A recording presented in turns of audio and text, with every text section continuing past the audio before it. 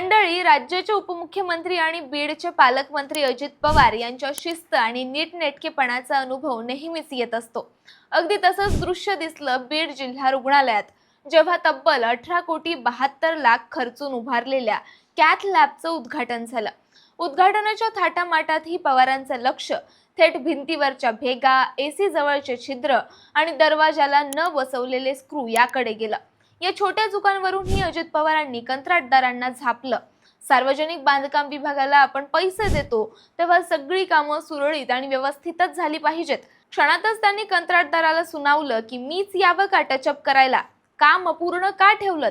लोकांना देखील त्यांनी आठवण करून दिली की आत शिरताना चपला बाहेर काढा, ही वास्तू आपली आहे, स्वच्छ ठेवणं आपली जबाबदारी आहे।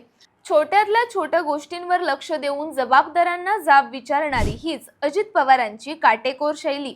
आणि बीडकरांना पुन्हा एकदा जाणवलं की त्यांच्या नजरेतून कसलीही त्रुटी सुटत नाही। सगळ्याच लोकप्रतिनिधींनी ही शिस्त बाळगली तर बोगस कामं होण्यास आळा बसू शकेल, हेच दाखवणारा हा प्रसंग। अशाच माहितीपूर्ण अपडेटसाठी पाहत रहा, सबस्क्राईब करा त्याचं काय महाराष्ट्र।